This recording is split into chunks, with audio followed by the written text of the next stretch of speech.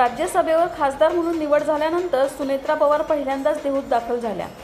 संत तुकाराम महाराजांच्या पालखी प्रस्थानाला त्यांनी नेहमीप्रमाणे हजेरी लावली।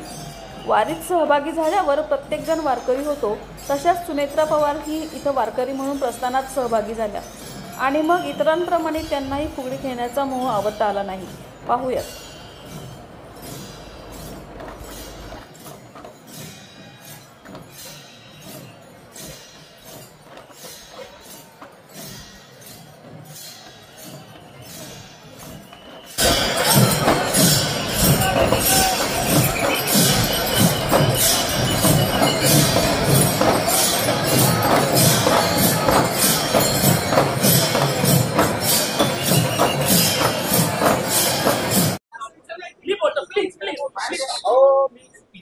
गेल्या अनेक वर्षापासून मी ह्या पालखी प्रस्थानासाठी उपस्थित राहत आलेली आहे।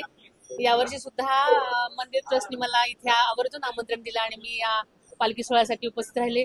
नेहमीप्रमाणेच भक्तगणांचा उत्साह अतिशय जोशपूर्ण आहे आणि या जोशभरामध्ये आम्ही अभिषेक केलेला आहे। आता पांडुरंगाच्यांनी एवढीच मागणं केलेलं आहे की या वर्षी पाऊस जरी पडला असला तरी काही भागामध्ये आपल्या पावसाची कमतरता आहे। सगळीकडेच खूप चांगल्या प्रकारे पाऊस पडू दे, माझ्या शेतकऱ्याचा सुखी कसा राहील यासाठी पावसाची अतिशय गरज आहे। सगळीकडे पाऊस पडू दे, माझे सगळी जनता सुखी समाधानी राहू दे ही मी पांडुरंगाच्यांनी प्रार्थना केलेली आहे। तुम्ही प्रत्येक वर्षी येत असता, पण आज तुम्ही खासदार म्हणून या ठिकाणी प्रथमच आलाय, काय आनंद वाटतो? मी पहिल्यांदाच खासदार म्हणून इथे उपस्थित राहिलेली आहे। ही माझ्या मतदार जनतेने आणि माझ्या पक्षाने मोठी जबाबदारी दिलेली आहे।